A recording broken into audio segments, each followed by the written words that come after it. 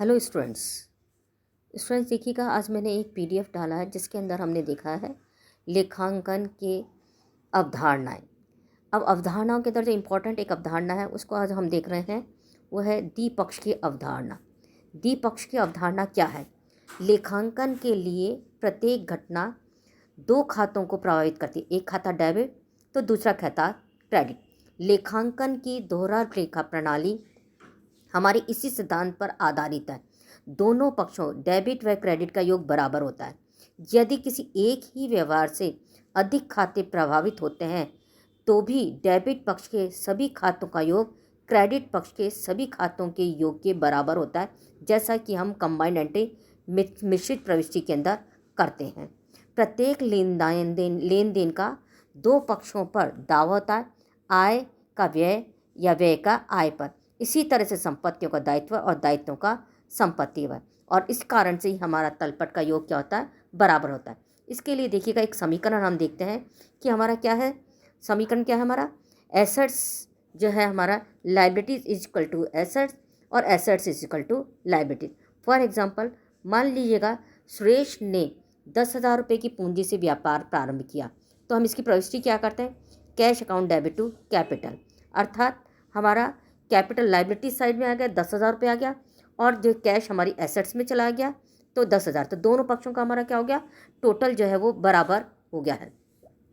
यदि सुरेश ने 5,000 रुपये का ऋण व्यापार से लिया हो, यदि सुरेश ने व्यापार से ऋण लिया है तो हम क्या करेंगे? इसके अंदर देखिएगा, हमारे पास में जो है वो एसेट्स फार्मूला क्या हम इसके अंदर काम में लेंगे?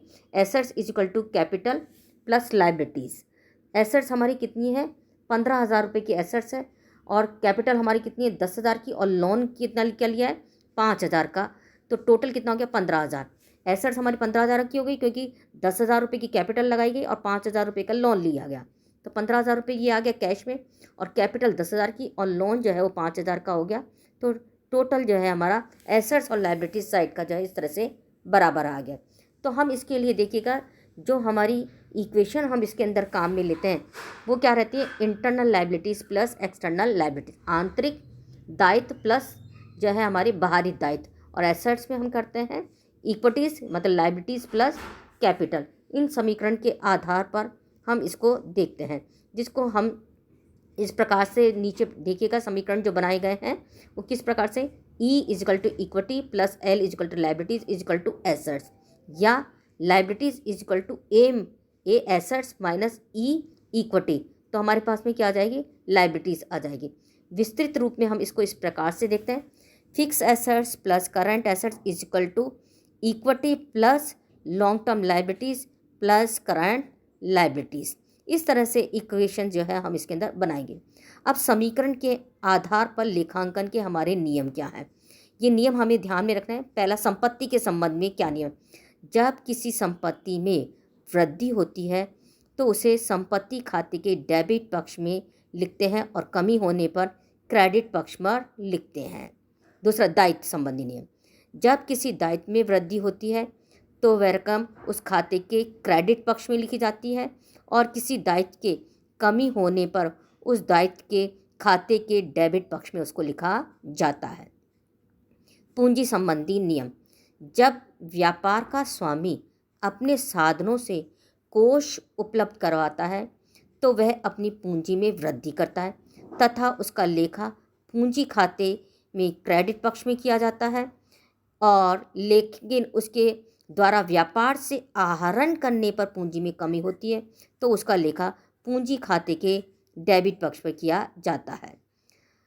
आय संबंधी नियम। जब व्यापार में आय होती है तो व्यापारी की पूंजी में वृद्धि होती है, अतः आय की वृद्धि का लेखा आय खाते के क्रेडिट पक्ष में किया जाता है। व्यय संबंधी। जब कोई व्यय किया जाता है तो व्यापारी की पूंजी में क्या होती है? कमी होती है, अतः व्यय की वृद्धि पर उस व्यय के खाते को डेबिट किया जा सकता है। तो इस प्रकार जो हम लेखांकन प्रविष्टियाँ करते हैं उस समय हमें क्या करना है? इस द्विपक्ष अवधारणा के आधार पर हमें इन नियमों को ध्यान में रखना है कि हमारा जो व्यवहार है वो संपत्ति व्यवहार है, हमारा वो व्यवहार दायित्व है, अर्थात एसेट्स है, लाइबिलिटीज़ है, कैपिटल है, इनकम है या एक्सपेंडिचर है। हमें इनके जो रूल्स दिए गए हैं अकॉर्डिंग रूल्स, उस अकाउंटिंग रूल्स के अकॉर्डिंग ही हमें इनका व्यवहार करना है। Thank you students.